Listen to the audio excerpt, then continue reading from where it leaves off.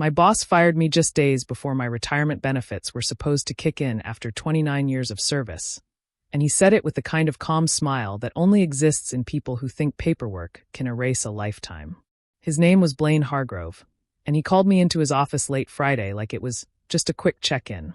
I'd been counting down the days quietly, not bragging, not making a fuss, just planning to finally breathe after nearly 3 decades of missed holidays, early mornings, and doing the work nobody else wanted.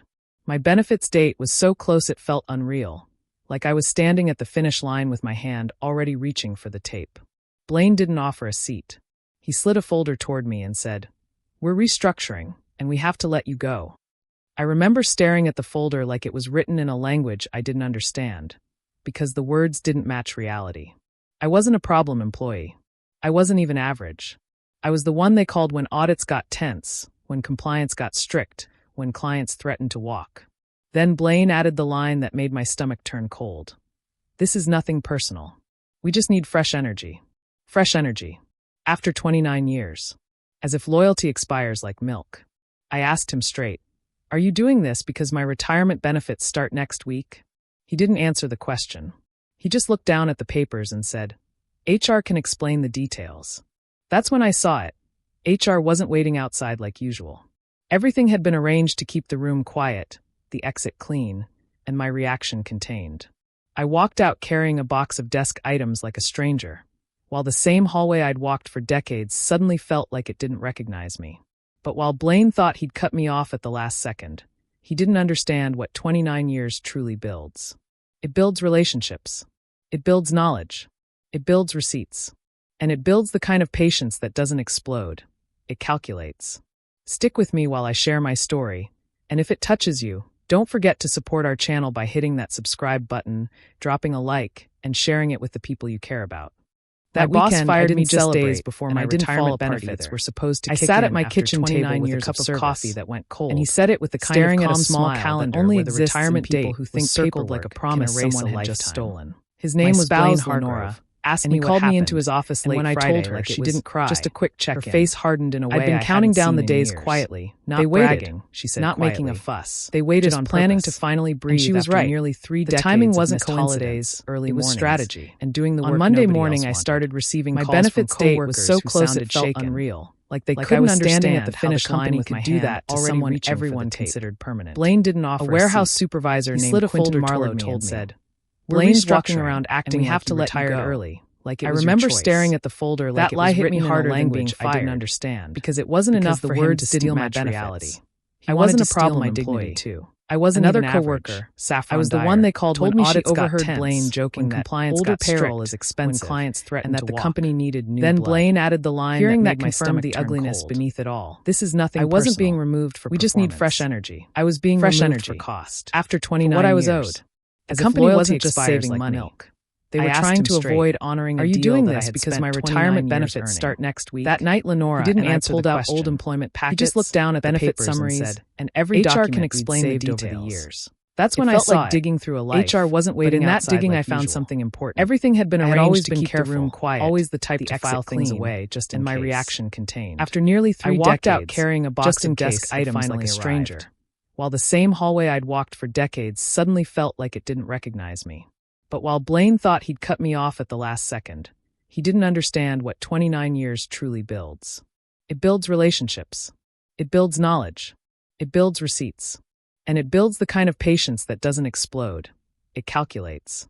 Stick with me while I share my story, and if it touches you, don't forget to support our channel by hitting that subscribe button, dropping a like, and sharing it with the people you care about.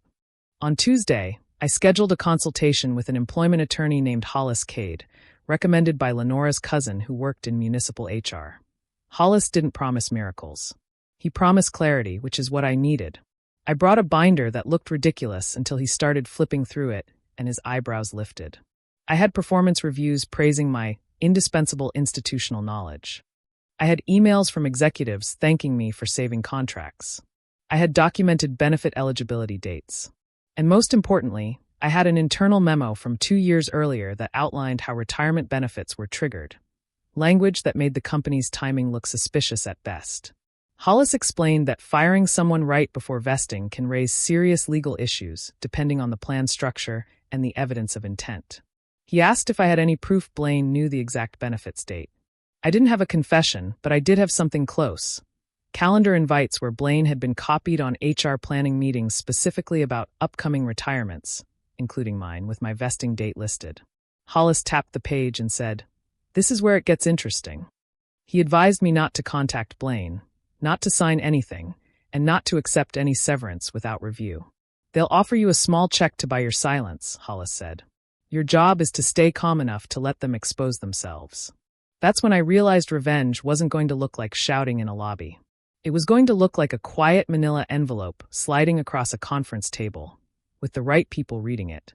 2 days later, I scheduled a consultation with an employment representative named Hollis Cade, spoke in that gentle by Lenora's cousin designed to make unfair things sound reasonable. Hollis didn't promise. She said the company was offering me a severance package, which is what I needed. As a gesture of appreciation. I brought a binder that looked ridiculous, the amount was laughable until he started flipping barely through enough to cover a couple months of bills.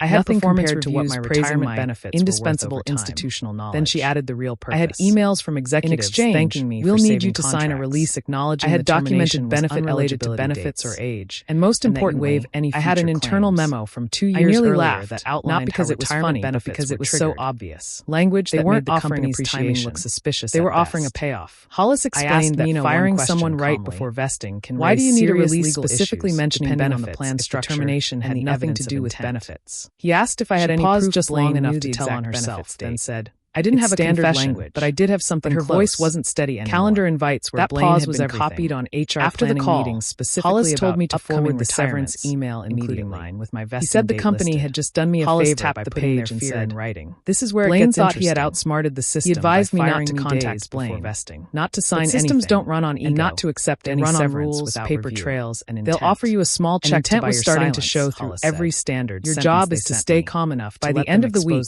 Hollis had drafted a formal response. That's when I realized revenge wasn't going to look like shouting details, internal communications. It was going to look like a quiet manila envelope sliding across a conference table. It was a spotlight. The right people reading it. And once a spotlight turns on, people like Blaine don't look powerful anymore. They look guilty. After Hollis sent the formal request for documentation, something unusual happened. The company went quiet. Not the normal kind of quiet, but the kind that signals internal panic disguised as professionalism. Days passed without response, which told Hollis more than any reply could have. Companies that are confident in their actions respond quickly, with rehearsed explanations and polished legal language. Companies that hesitate are usually searching for damage control. Meanwhile, former co-workers continued reaching out cautiously, their voices lowered like they were afraid of being overheard, even on personal phones. Quentin Marlowe told me Blaine had begun holding closed-door meetings with upper management, something he rarely did before. He wasn't walking the floor anymore.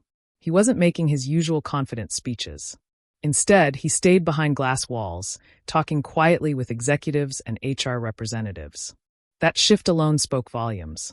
Authority looks strongest when it feels unquestioned. The moment it starts defending itself, everyone notices.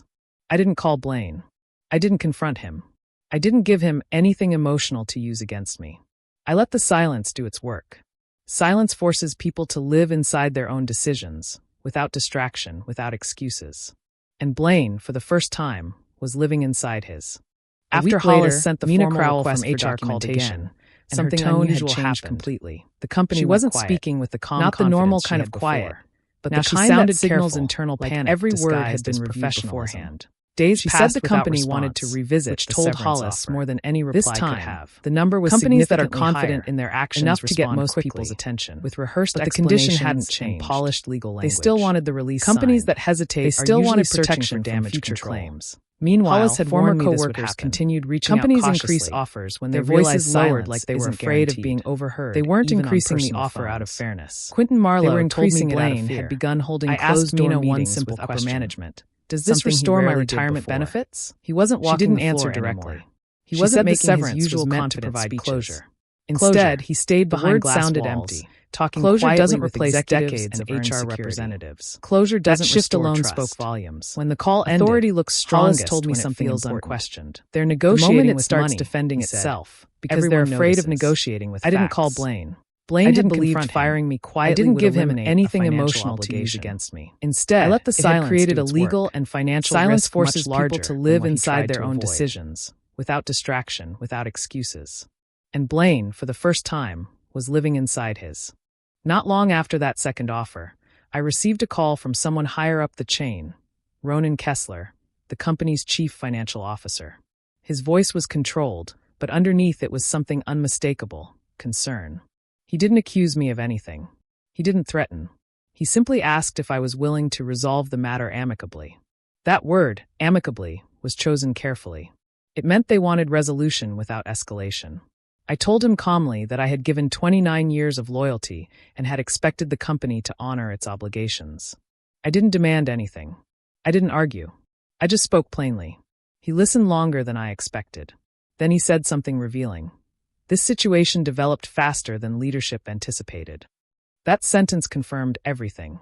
Leadership hadn't planned for resistance. They had expected compliance. They had expected silence. Blaine had likely assured them the termination would pass unnoticed, uncontested, and inexpensive.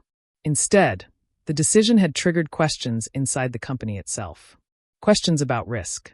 Questions about exposure. Questions about leadership judgment. Ronan didn't defend Blaine directly, and that omission spoke louder than any defense could have. Over the next 2 weeks, I heard from Ellery and Saffron again, and their updates carried a new tone. Blaine was no longer acting like a man in control. He was acting like a man under observation. Executives were reviewing past termination decisions. HR was documenting internal processes more carefully. Conversations stopped when Blaine entered rooms. Authority had shifted subtly but noticeably. The same confidence Blaine displayed when firing me had been replaced with caution. People weren't openly accusing him, but they were watching him. Corporate environments don't punish mistakes immediately. They isolate them first. They observe them. They assess the risk they create. Blaine had believed removing me would strengthen his position. Instead, it had weakened it. Because once leadership realized his decision had created potential legal and financial consequences, his judgment itself became the liability. And the most important part was this: I didn't need to destroy his credibility. He had done that himself the moment he chose short-term savings over long-term integrity. All I had done was refuse to disappear quietly. Over the next 2 weeks after Hollis submitted the formal request for documentation and their updates, the company finally responded. Blaine was no longer acting like a man in control. Instead of acting like a man under another severance offer, executives were reviewing notice that the company had initiated an internal HR was documenting internal benefit eligibility and termination. Conversations stopped when that language mattered. Companies don't launch compliance reviews unless there's risk involved. The same confidence Blaine displayed when firing me had been replaced with caution. Through Ellery, openly accusing I learned Blaine had been asked to provide written justification. Corporate environments don't punish mistakes immediately. Supported by isolate them performance deficiencies. They observe them. The problem for him was the risk they create. Those deficiencies Blaine had believed removing me would strengthen my record showed consistency, instead reliability, and praise. Because once leadership realized his decision, the narrative he had created, potential legal and financial consequences, fresh energy, his judgment itself became the liability. Didn't align with, and the most important part was this.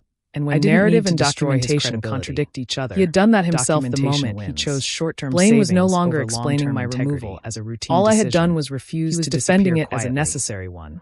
And that distinction meant everything. Because once leadership begins questioning a manager's judgment formally, the manager stops being the authority and starts being the subject. Soon after the compliance review began, Ronan Kessler contacted Hollis directly instead of HR handling communication. That shift alone showed the seriousness of the situation. Executive leadership wasn't delegating this anymore. They were managing it personally. Ronan presented a revised resolution proposal, one that included financial compensation equivalent to the value of my lost retirement vesting, along with extended health coverage and a formal acknowledgement of my years of service. They didn't use the word mistake. Companies rarely do. But the structure of the offer said what words wouldn't. They weren't offering generosity. They were correcting exposure. Hollis reviewed every detail carefully, ensuring nothing waived my dignity or distorted the truth of my career.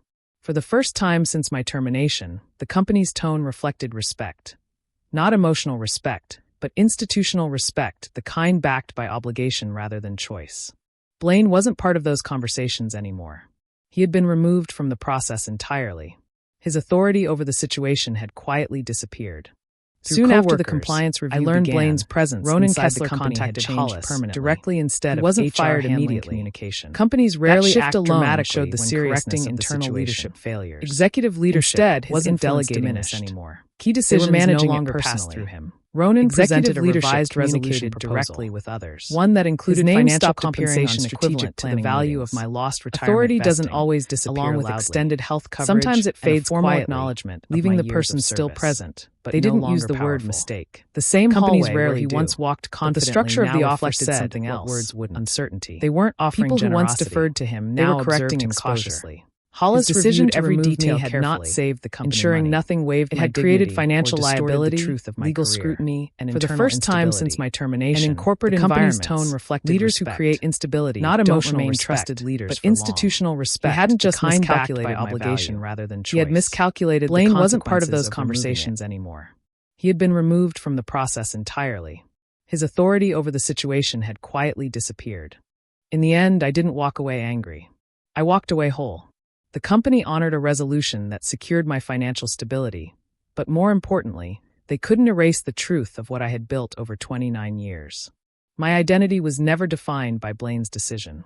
It was defined by consistency, integrity, and the relationships I had earned over decades. I didn't celebrate Blaine's loss of authority. I didn't need to. His consequences existed independently of my emotions. What mattered was that I refused to disappear quietly. I refused to let someone else rewrite the value of my life's work. Retirement didn't begin the way I had planned, but it began with something stronger than comfort. It began with clarity, because in the end, loyalty isn't proven when everything is easy. It's proven when someone tries to take away what you've earned, and you stand firm long enough for the truth to stand beside you.